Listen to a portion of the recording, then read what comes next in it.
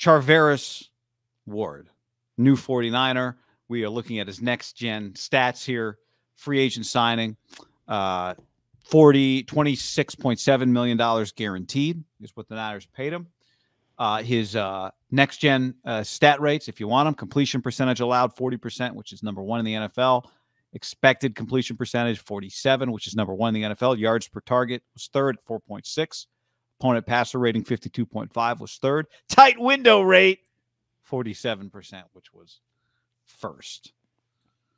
So Kansas City, you know some people around the Chiefs. You know some people around the league. What's the league saying about new Niners cornerback Charvarius Ward? I'll give you a couple.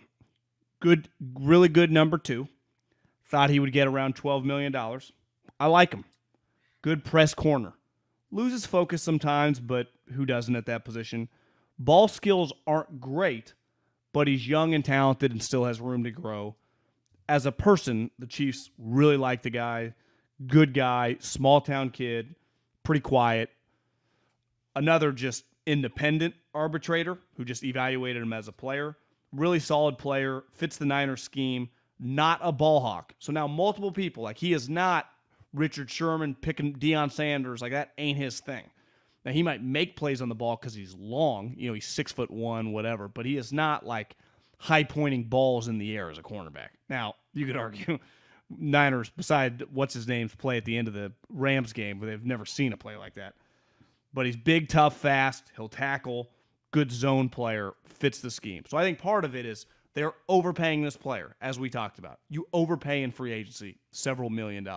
But relative to the other crew, right, like J.C. Jackson got $13 million or $14 million more guaranteed dollars.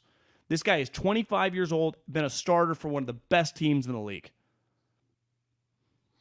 Him and J.C. Jackson are interesting because they've both been in the league 4 years.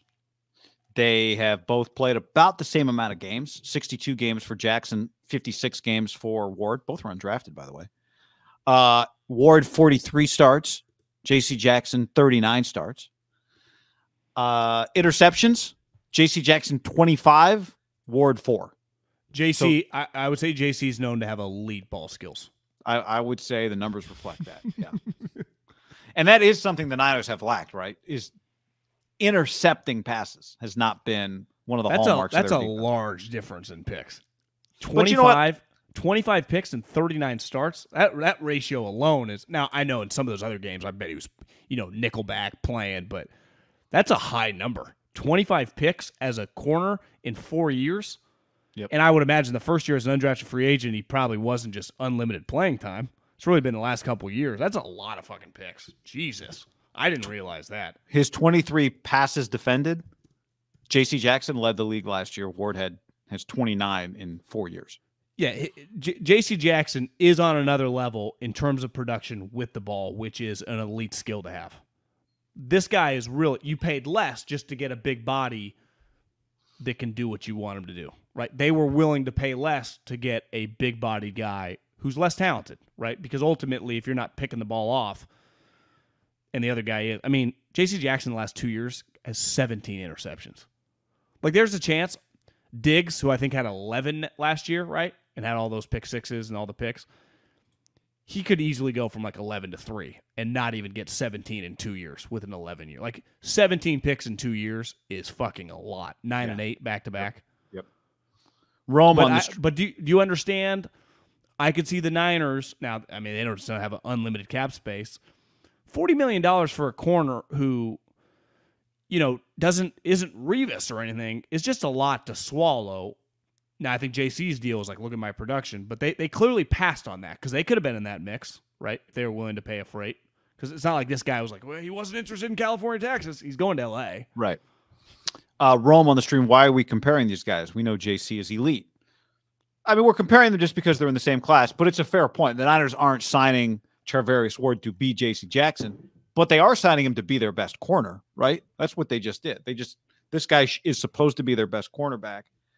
And I actually think if they could bring Jason Verrett back cheap and then had Ambry and Emmanuel Mosley, some people have suggested playing in the slot, that you just have finally just a solid, you're not asking Ambry. Because one of the reasons I really thought they needed to add a corner was I don't want to go into the season asking Ambry Thomas to be my number 1 or my number 2 cornerback and Emmanuel Mosley to be the other number 1 or number 2. And that's what I'm rolling into the season with. I think we've seen season after season that the Niners at cornerback need more than that.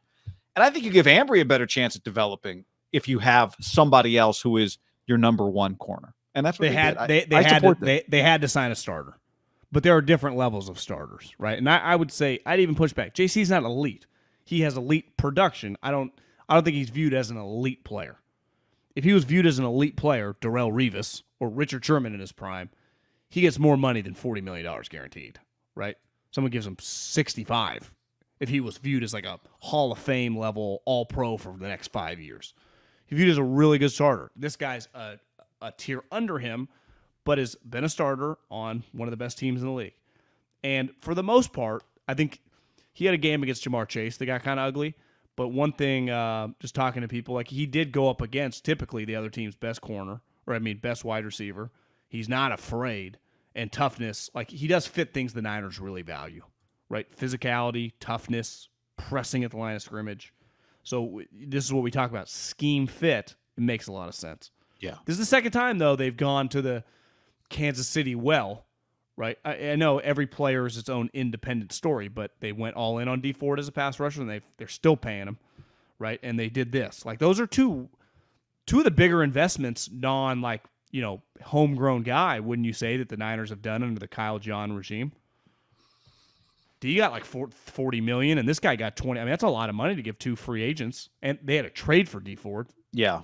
I mean, I don't think that's a negative that Kansas City, that you get a player from Kansas City, high level operation, right? Been in big games. They like him. Played against Mahomes in practice, in theory, or whoever their back scout team offense. I don't know. I'm making stuff up now, but I think it's a good thing. I mean, I think high level is high level organization, high level guy, undrafted for a different reason than J.C. Jackson, right? J.C. Jackson was undrafted because of off the field concerns.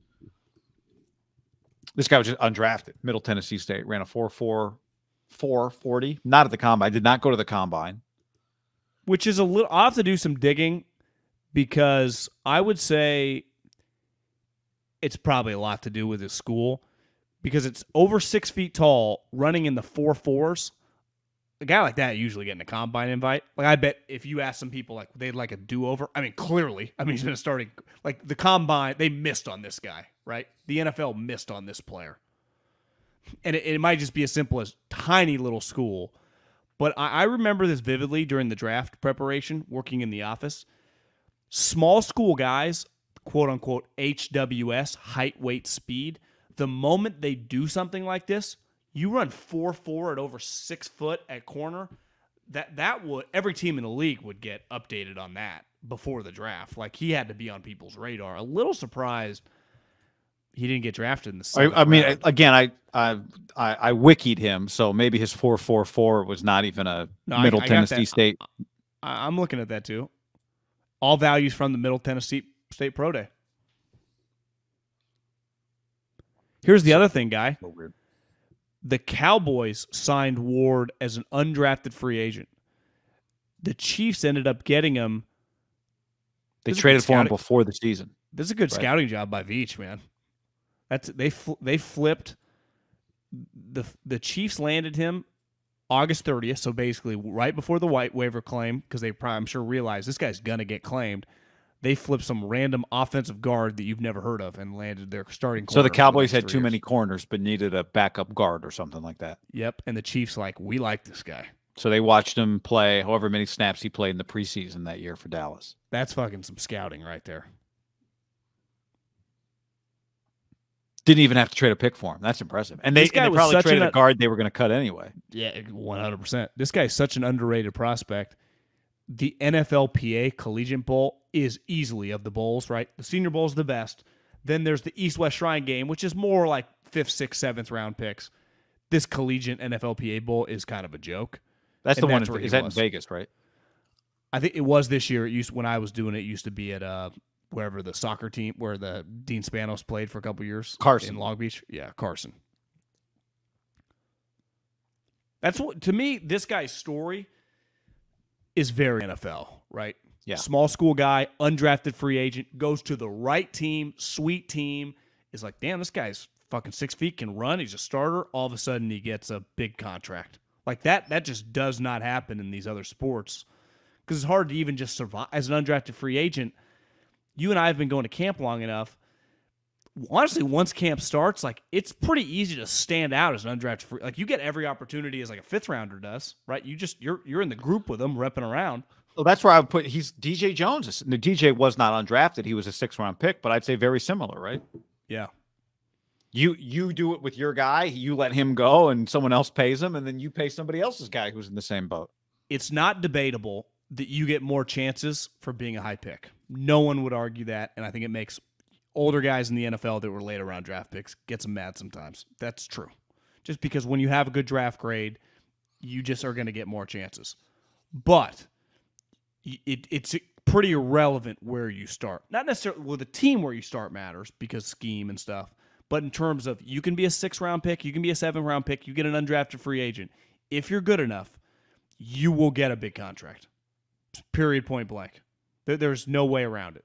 If you become a starter, either that team will have to pay you or you'll hit for. You got to get on the field. But the NFL of all the sports is the easiest to get on the field because there's just guys get injured, carnage, right? People, a lot of transactions during the season. If you're a backup DB, you are not far away from starting half the season, right? Right. Hell, we saw it with the Niners. All of a sudden, but being a backup DB is it's hard to get to that spot, right? Well, yeah, training camp's very difficult. Like you got to win it over. But if you're able to get through that kind of war zone of competition and get to just make the roster, if you can make the roster, you are pretty close to playing. Now, obviously, this guy and DJ Jones are like the high-end version of the people we're talking about. But you can have a 7-8 year career, even if it's making a couple $1 million, just like this guy's a functional starter. Like well, DJ Jones is viewed as like a good starter. Charvarius, Ward, DJ Jones are the dream. Like they are the guys who go in the 6th or undrafted idolize. That's the guy. I want that career path right there. And I do think being on good teams kind of helps you sometimes if you're cheap. It really does. Because they have expensive players.